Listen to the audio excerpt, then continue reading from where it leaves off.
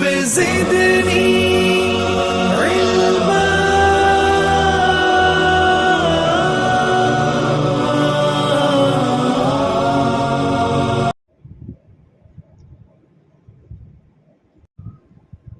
الحمد للہ وکفا وسلام علی عبادہ الذین اصطفى وصلی وسلم علی حبیبنا المجتبی وعلی آلہ وصحبہ نجوم الہدی وقادۃ التقی اما بعد۔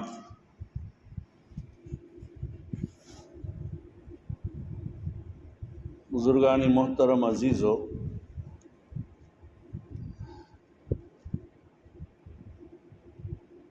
ربیع الاول کا مہینہ شروع ہو چکا ہے اور اس مہینے میں نبی اکرم صلی اللہ علیہ وسلم کی ولادت اور اتفاق سے اسی مہینے میں آپ صلی اللہ علیہ وسلم کی وفات بھی ہوئی ہے۔ میلاد النبی کی مناسبت سے اللہ کے رسول صلی اللہ علیہ وسلم کی سیرت مبارکہ، آپ کے اخلاق و عادات بیان کیے جاتے ہیں۔ نبی اکرم صلی اللہ علیہ وسلم کی تعریف کرنا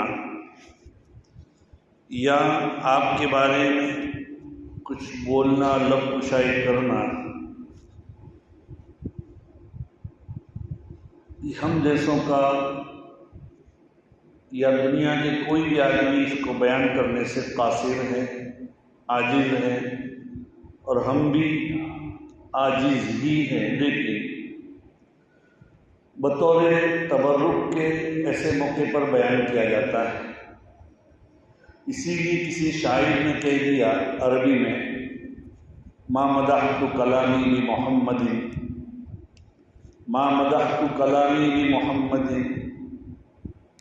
ولكن مدحت کلامی ما مدحت محمدا بکلامی ولكن مدحت کلامی بمحمد صلی اللہ علیہ وسلم۔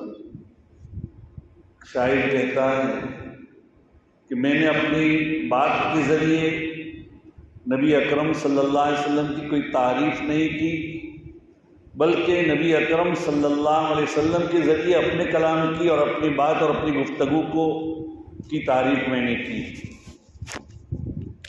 آپ صلی اللہ علیہ وسلم کی تعریف کرنے سے دنیا قاصر ہے، کسی کے بس میں نہیں ہے۔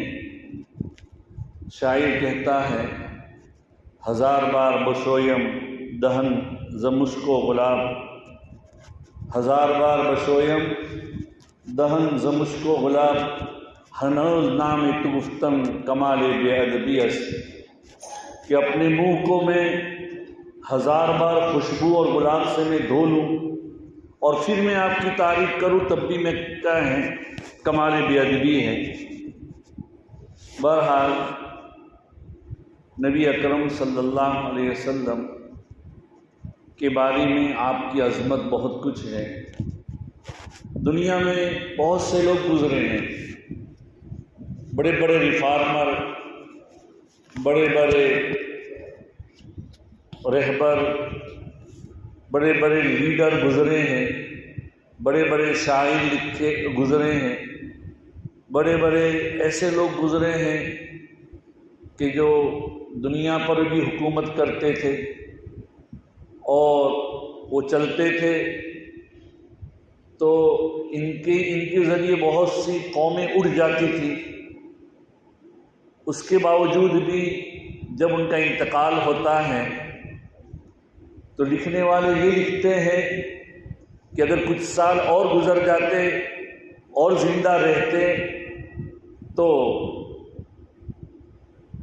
وہ بہت بڑا کام کر کے جاتے۔ ان کا کام گویا کہ ناقص رہ گیا ہے۔ یہ کہنے پر لوگ مجبور ہوتے ہیں، کوئی بھی آدمی کسی بھی مشن کو لے کر گیا ہے، لے کر اٹھا ہے، لیکن وہ اپنا کام پورا کر کے نہیں گیا ہے۔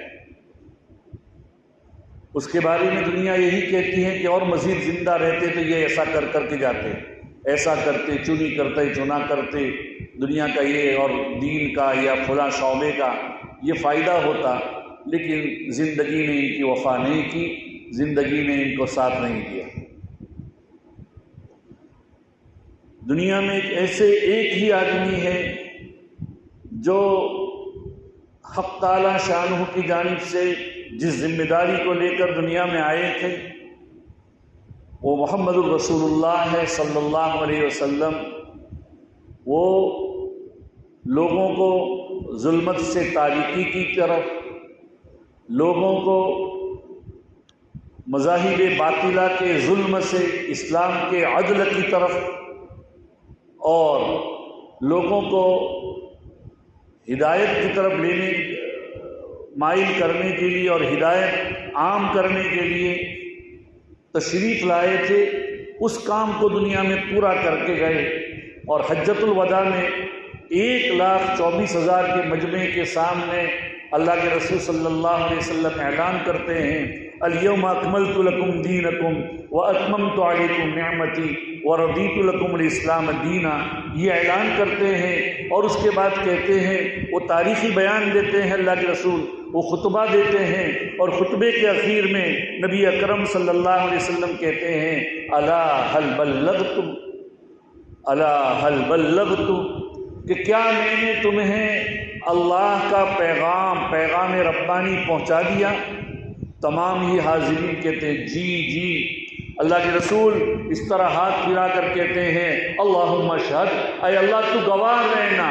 یہ لوگ کہتے ہیں کہ میں نے پیغام ربانی تیرے جس تعلیمات کو لے کر اور جس مشن کو لے کر آپ نے مجھے بھیجا تھا، میں نے 1,24,000 کا یہ مجمع تیار کر کے ان کو یہ پہنچا دیا ہے۔ آپ اس وقت کہتے ہیں الا فلیبلغ الشاہد الغائب، کہ جو حاضر ہیں وہ غائب کو پہنچا دے میری باتیں۔ اور ہوا بھی ایسا کہ اللہ کے رسول صلی اللہ علیہ وسلم کے بعد حضرات صحابہ کرام نے نبی اکرم صلی اللہ علیہ وسلم کی جو تعلیمات تھی وہ امت تک پہنچا دی۔ بہرحال بات چل رہی تھی نبی اکرم صلی اللہ علیہ وسلم کے بارے میں، شاعر کہتا ہے لا يمكن الثناء كما كان حقه، لا يمكن الثناء كما كان حقه، بعد از خدا بزرگ تو ہی قصہ مختصر، کہ خدا کے بعد آپ ہی بڑے ہیں، بس بات یہی پر کیا مختصر کر دیتے ہیں۔ بہرحال نبی اکرم صلی اللہ علیہ وسلم کی محبت کے سلسلے میں کچھ بات کریں گے، عشق کے سلسلے میں کچھ بات کریں گے۔ آپ کی محبت ہمارے دلوں میں ہونی چاہیے۔ شاعر کہتا ہے محمد کی محبت دین حق کی شرط اول ہے، اگر اس میں رہے خامی تو ایمان نامکمل ہے۔ نبی اکرم صلی اللہ علیہ وسلم سے آدمی جس کی محبت کرتا ہے، جس سے محبت کرتا ہے، اس کا تذکرہ کرتا ہے، اور آدمی جس کی محبت کرتا ہے اس کی اطاعت کرتا ہے۔ ان المحب لمن يحب يطيع، محب جس کی محبت کرتا ہے اس کی اطاعت کرتا ہے۔ آج ہم نبی اکرم صلی اللہ علیہ وسلم کی محبت کے، آپ کے سیرت کے دعوے دار تو ہیں، لیکن اس کے اوپر کتنا عمل ہے؟ آپ کی سیرت کا مطلب کیا؟ سیرت کا مطلب یہ ہے کہ آپ کی زندگی میں جو تھا وہ ہماری زندگی میں آ جائے، اور یہ چیز مکمل تو ہو سکتی نہیں ہم سے۔ نبی کی جو سیرت تھی، نبی کی جو عادت تھی، نبی 17 دن تک بھوکے رہے ہیں۔ آپ نے 100 میں مثال کیا ہے کہ ہم میں سے کسی کے اندر یہ طاقت ہے کہ 17 دن تک وہ بھوکا رہے۔ یہ سیرت نہیں ہو سکتی۔ نبی اکرم صلی اللہ علیہ وسلم نے آج جو ہے وہ کل کے لیے نہیں رکھا ہے۔ سلام ہو رہی، سلام پھیری اثر کی، اور ابھی آپ ایک دم بلکہ تکبیر تحریمہ ہو رہی ہے اور آپ نے کہا ٹھہرو میں آ رہا ہوں۔ گئے، واپس آئے، نماز پڑھائی۔ اس کے بعد صحابہ کہتے کہ آپ نے اللہ کے رسول کیا کیا تھا؟ کہا کہ میرے گھر میں تھوڑی چاندی تھی تو میں نے اس کو سوچا کہ اس کو صدقہ کر کے آؤ، میرے گھر میں کوئی چیز نہ رہے۔ آج ہمارے لیے بات ممکن ہے؟ نہیں، بالکل ممکن نہیں۔ یہ سیرت ہم نہیں اپنا سکتے۔ ہم تو آئندہ کل کے بھی نہیں رکھیں گے، اور ہم یہ سوچتے ہیں کہ میرے مرنے کے بعد میری اولاد کا کیا ہوگا۔ میں نے گزشتہ کسی وقت کہا بھی تھا، آج ہم یہ تو سوچتے ہیں کہ میرے مرنے کے بعد میری اولاد کا کیا ہوگا، لیکن یہ نہیں سوچتے کہ میری اولاد کے مرنے کے بعد ان کا کیا ہوگا، ان کی تربیت دینی تربیت ہو رہی ہے یا نہیں، یہ سوچنا چاہیے۔ تو بہرحال نبی اکرم صلی اللہ علیہ وسلم کی سیرت کے بارے میں یہ بات ہے۔ بس اب مرزا مظہر جانا بہت بڑے بزرگ گزرے، اللہ والے گزرے ہیں، بہت نازک مزاج کے بھی تھے۔ انہوں نے نبی اکرم صلی اللہ علیہ وسلم کے شان میں ایک اشعار کہے ہیں، فارسی کے اشعار ہیں، میں اس کا ترجمہ بھی کروں گا۔ فارسی میں یہ ہے: خدا در انتظار حمد مانیس، محمد چشم بر راہ ثنا نیست۔ اس میں اللہ کی استغنائی اور اللہ کے رسول صلی اللہ علیہ وسلم کا جو ہمارے سے تعلق ہے، اس کے باوجود بھی کہہ رہے ہیں کہ اللہ کو ہماری حمد و ثنا کی کوئی ضرورت نہیں، اللہ ہماری تعریف کا محتاج نہیں ہے، اور محمد صلی اللہ علیہ وسلم ہماری طرف سے ہم آپ کی حمد ثنا بیان کریں، آپ کے بارے میں کچھ اچھی باتیں کہیں، اس کے منتظر نہیں ہیں۔ خدا بدا آفری مصطفیٰ بس، محمد حامد حمد خدا بس۔ خدا یہ اللہ کے رسول کی جو تعریف کر رہا ہے قرآن پاک میں ہے، وما ارسلناک الا رحمۃ للعالمین، کہ ہم نے نبی کو پوری دنیا کے لیے رحمت بنا کر بھیجا ہے۔ تو یہ اتنا اللہ نے جو تعریف کی ہے وہ کافی ہے۔ قرآن میں ہے انا ارسلناک شاہدا ومبشرا ونذیرا، یہ اللہ کے رسول صلی اللہ علیہ وسلم کے بارے میں اللہ تعالیٰ نے فرماتے ہیں، اللہ تعالیٰ نے تعریف بہت سی جگہوں پر کی ہے۔ تو محمد کی تعریف، صلی اللہ علیہ وسلم کی تعریف کے لیے خدا بہت کافی ہے، اور محمد صلی اللہ علیہ وسلم اللہ کی حمد و ثنا کے لیے کیا ہے؟ کافی۔ بس آپ کو اپنے لیے کچھ مانگنا ہے تو 2 شعر میں مانگ لو، وہ کہتے ہیں مرزا مظہر جانا، 2 ٹکڑے مانگ لو، ایک بیت میں مانگ لو، مناجات اگر باید بیاں کرد ببیت ہم قناعت می توا کرد۔ اگر اللہ سے کچھ مانگنا ہے تو ایک ہی بیت میں تم قناعت کر لو۔ کیا قناعت کر لو؟ محمد ازتو می خواہم خدایا ازتو عشق مصطفیٰ را، کہ اللہ سے اتنا مانگ لو بس ایک شعر میں، اے محمد ہم آپ سے یہ چاہتے ہیں کہ آپ اللہ سے ہمارا رابطہ قائم کر دیں، اور اے اللہ ہم آپ سے اتنا ہی مانگتے ہیں کہ اے اللہ تو ہمیں عشق مصطفیٰ نصیب فرما۔ بس اتنا ہی ہم مانگتے، اس سے علاوہ کچھ بھی نہیں مانگتے۔ بہرحال یہ تو کیا ہے، اللہ کے رسول صلی اللہ علیہ وسلم کے بارے میں مختصر باتیں چل رہی تھی۔ نبی اکرم صلی اللہ علیہ وسلم کیسے تھے اس کے بارے میں ایک مختصر بات کر کے آگے چلوں گا۔ نبی اکرم صلی اللہ علیہ وسلم کے بارے میں شمائل کی کتابوں میں لکھا ہے کہ آپ صلی اللہ علیہ وسلم کے بارے میں ابن مسلمہ کہ پوچھا کسی نے، تو آپ صلی اللہ علیہ وسلم کے بارے میں بتلایا کہ آپ صلی اللہ علیہ وسلم کی پیشانی بڑی دل فریب تھی، آپ کی پیشانی بڑی دل فریب تھی۔ آپ صلی اللہ علیہ وسلم کا چہرہ بہت کشادہ تھا، جس پر سرخی اور سفیدی تھی، چہرہ سرخ بھی لگتا تھا، سفید بھی لگتا تھا۔ آپ صلی اللہ علیہ وسلم کی یہ بھویں بہت ہی خوبصورت تھی۔ آپ صلی اللہ علیہ وسلم کا سینہ بڑا چوڑا تھا، اور دونوں مونڈھوں کے درمیان مہر نبوت تھی۔ یہ دونوں مونڈھوں کے درمیان میں مہر نبوت تھی۔ نبوت کی ایک مہر تھی جو کبھی چھوٹی ہوتی تھی، کبھی بڑی ہوتی تھی۔ یہ نبوت کی ایک نشانی ہوتی ہے۔ اللہ تعالیٰ نے کتب سابقہ میں ماضیہ کو، گزری ہوئی امتوں کو بھی یہ نشانی بتلائی تھی۔ اور حضرت عبداللہ ابن سلام رضی اللہ تعالیٰ عنہ جو ایک یہودی پہلے عالم تھے بہت بڑے، اور نبی اکرم صلی اللہ علیہ وسلم جب ہجرت کر کے مدینہ منورہ تشریف لے گئے تو اللہ کے رسول صلی اللہ علیہ وسلم کے سامنے پہلے دن آپ نے صدقہ پیش کیا کہ لیجیے صدقہ ہے۔ آپ صلی اللہ علیہ وسلم نے کہا کہ ہم صدقہ قبول نہیں کرتے، زکوٰۃ ہے۔ اور سنیے، زکوٰۃ نہ آپ کے لیے نہ آپ کی اولاد کے لیے حلال ہے، اس لیے کہ جو لوگوں کی زکوٰۃ ہے یہ لوگوں کے مال کا دوون ہے، لوگوں کے مال کے کچرا ہے۔ یہ اس کے ذریعے جیسے کہ کپڑے سے کچرا صاف کیا جاتا ہے، ایسے لوگ اپنے مال کو زکوٰۃ ادا کر کے صاف کرتے ہیں۔ اسی لیے میں نے کسی موقع پر بتلایا تھا کہ ایک انگریز تھا، سہارنپور کے قریب میں ایک بستی، ایک شہر ہے بڑا، اتراکھنڈ میں غالباً آج کل ہوگا، وہ مجھے یہ نام یاد نہیں آتا، وہاں وہ رہتا تھا۔ وہ بمبے دہلی کا جو وائس رائے تھا اس زمانے میں، اس کا وہ نائب اس علاقے کا کلکٹر یا اس طرح کا کوئی عہدہ تھا، وہ وہاں رہتا تھا۔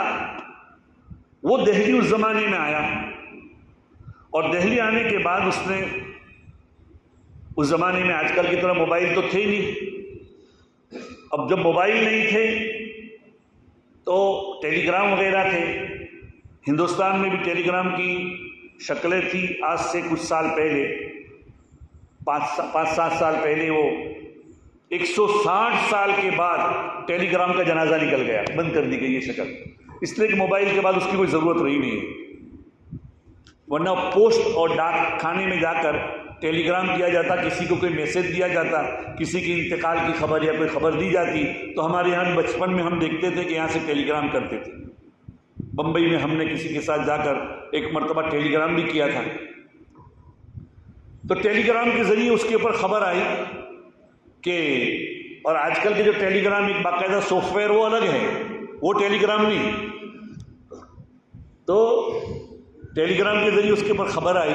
اس میں کیا ہوتا ہے، وحی کی جو شکل ہوتی ہے، اس کے جاننے والے لوگ ہوتے ہیں، وحی کی شکل جیسے آتا ہے روایتوں میں، احیاناً یأتی الوحی کسلسلۃ الجرس، ایسے ٹک ٹک ٹک ٹک کی آواز اس طرح مخصوص انداز میں آتی تھی، اور جو جاننے والے ہوتے تھے وہ سمجھ جاتے تھے کہ ایسی آواز ہو تو یہ مطلب، ایسے آواز ہو تو یہ حرف، یہ آؤ، تو سارے حرف لکھتے جاتا، اور پھر اس کے بعد اس کے متعلق جو آدمی ہوتا تھا اس کو وہ خبر دے دیتا تھا۔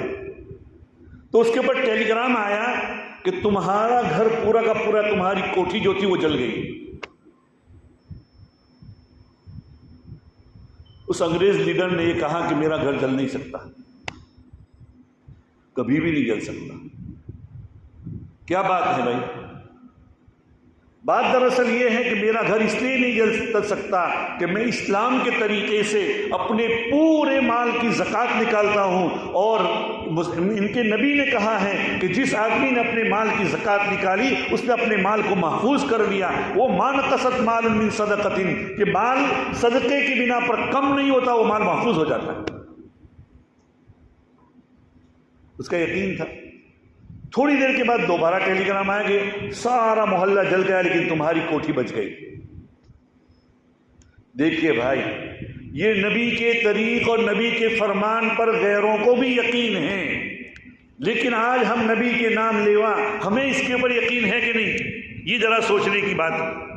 تو بہرحال بات چل رہی تھی نبی اکرم صلی اللہ علیہ وسلم کے بارے میں کہ آپ کا سینہ بڑا چوڑا تھا، مہر نبوت تھی آپ کے اوپر۔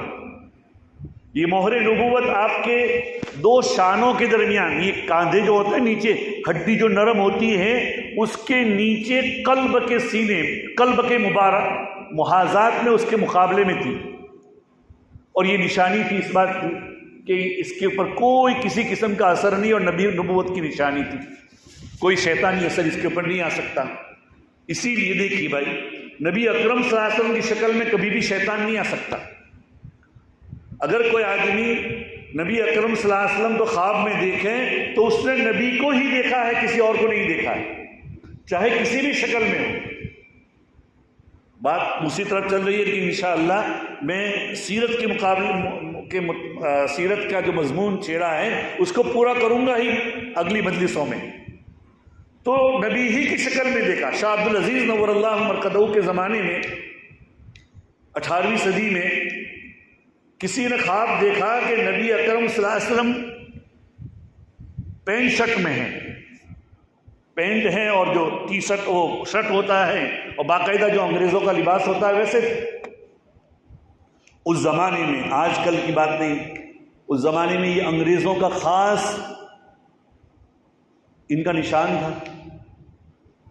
شاہ عبدالعزیز نور اللہ مرقدہ نے کہا انا للہ و انا الیہ راجعون، لگتا ایسا ہے کہ ہندوستان میں انگریزوں کا تسلط ہو جائے گا، انگریزوں کا غلبہ ہو جائے گا، اور ہوا بھی ایسا۔ اس کے بعد انہوں نے، وہ تو ہمارے علماء نے اور ہمارے بزرگوں نے بہت دراندیشی سے انگریزوں کا مقابلہ کیا۔ 1857 سے لے کر 1947 تک وہ بہت لمبی تاریخ ہے علماء کی قربانیوں کی، تب ہندوستان آزاد ہوا ہے، ورنہ انگریزوں کا پورا تسلط تھا۔ ہر علاقے میں انہوں نے، وہ آئے تھے یہاں پر تجارت کی غرض سے، لیکن ہر علاقے میں انہوں نے اپنا تسلط، حکومتیں قائم کی، ہر علاقے میں انہوں نے اپنی مشنریاں یعنی اپنے مذہب کو پھیلانے کے لیے یہ قائم کی۔ ہمارا جو دارالعلوم ہے، اس دارالعلوم میں بھی انگریز کی عیسائی مشنری چل رہی تھی، انہی سے خریدا ہوا ہے۔ پوچھ لو اپنے بزرگوں سے، یہ دارالعلوم کس سے خریدا گیا ہے؟ ان انگریزوں سے ہی خریدا گیا ہے، اس کا ایک حصہ تو ان کے بعد ہی یہاں آ گیا، یہاں وہ فیل ہو گئے تھے۔ تو عزیزو دوستو، تو جو بھی نبی اکرم صلی اللہ علیہ وسلم کو خواب میں جس حال میں بھی دیکھیں وہ اللہ کے رسول ہی ہیں، لیکن تو بہرحال بات چل رہی تھی اللہ کے رسول صلی اللہ علیہ وسلم کے ایک مہر نبوت تھی، جس آپ کے جسم اطہر پر آپ نہ بہت لمبے تھے نہ بہت کیا یہ تھے، چھوٹے تھے، آپ درمیانہ قد تھے، چلتے تو ایسا لگتا تھا کہ آپ اوپر سے نیچے اتر رہے ہیں، گویا کہ تواضع جھکے جا رہے ہیں، آپ ایسا لگ رہا تھا۔ آپ صلی اللہ علیہ وسلم، آپ کا وصف بیان کرنے والا ہے، کہتے ہیں یقول نعیتہ صلی اللہ علیہ وسلم، آپ کا وصف بیان کرنے والا کہتا ہے لم ار مثلہ قبلہ و بعدہ صلی اللہ علیہ وسلم، میں نے آپ سے پہلے اور آپ کے بعد آپ جیسا کسی کو نہیں دیکھا۔